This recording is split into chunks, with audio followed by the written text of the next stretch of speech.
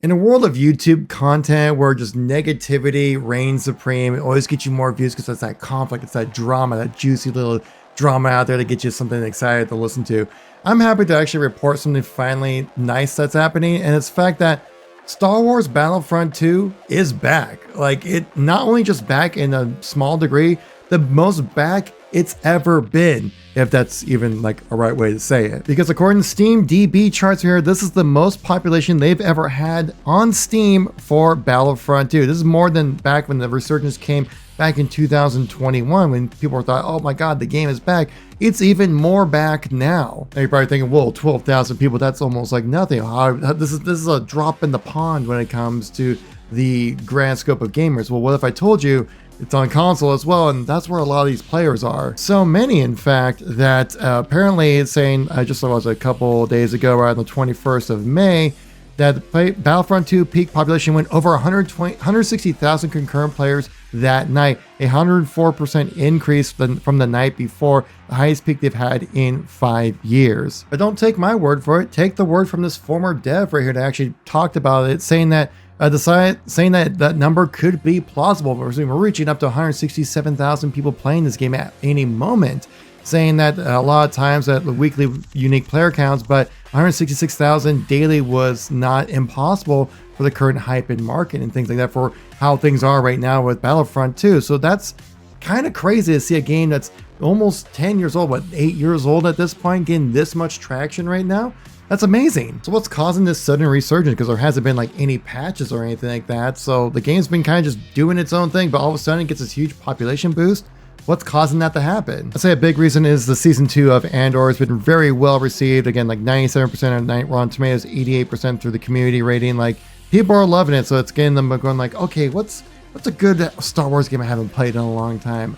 Oh yes. And say what you will, I'm sure this also has a factor with Darth Vader being currently in Fortnite right now. The AI Darth Vader is kind of wild. It's pretty funny, not gonna lie. So this is like one of the few times where AI is actually used for something good, which is a rarity to see in modern day society. And of course, May the 4th recently came around. This is May after all, so it makes sense that a lot of people would get that hype around like being around so much Star Wars within the culture of this month that people go like, oh, I want to jump in and experience it. I want to play some of it.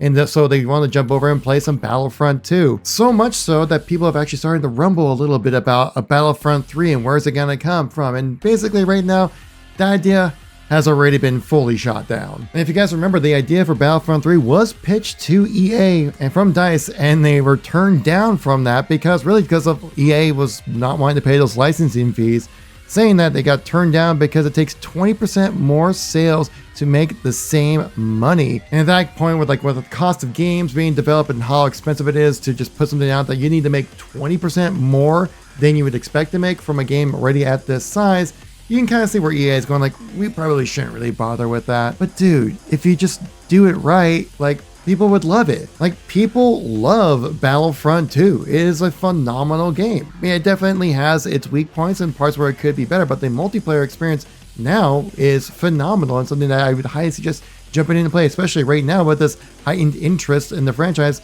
Who knows the next time you'll be able to find matches in specific modes you'd want to play. But hey, there's still a chance that actually, the same former dev actually did talk about saying what would it take to bring back Battlefront in a modern era.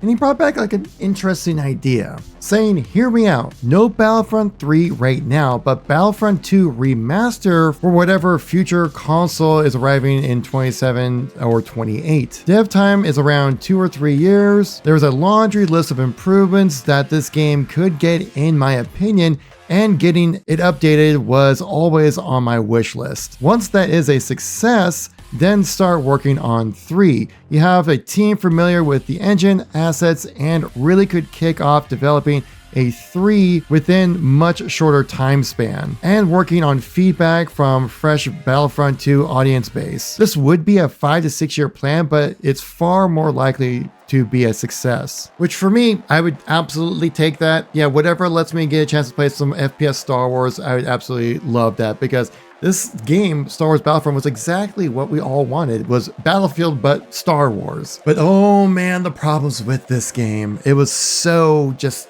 tragic what really happened to Battlefront 2, because I was there at launch when this game came out. You can see my stream quality and setup was not nearly as good as it was back then, but I was there in the trenches playing this game at launch, and oh man, I remember just the tragedy of this franchise. And that tragedy being the loot boxes. Oh my god, the loot boxes were absolutely insane. This was literally the game that broke loot boxes as a payable option within games, that like legislative bodies started taking into effect.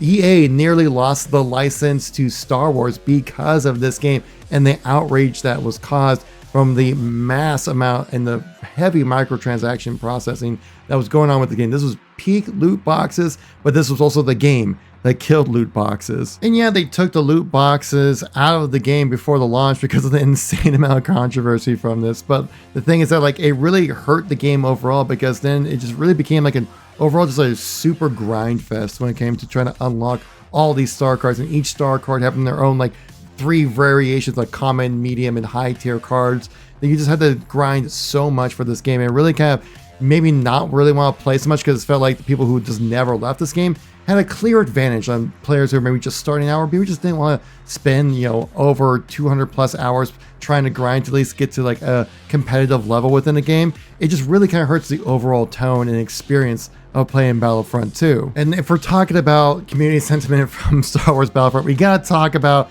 the most downvoted post ever on Reddit. The most ever. It was about Star Wars Battlefront 2, talking about how they basically had to pay extra money to grind out classic characters like Darth Vader and Luke Skywalker, which, yeah, it was an absurd amount of grind just to get those guys for free. Or you can shill a little cash and get that upgrade easier, or get to that access faster.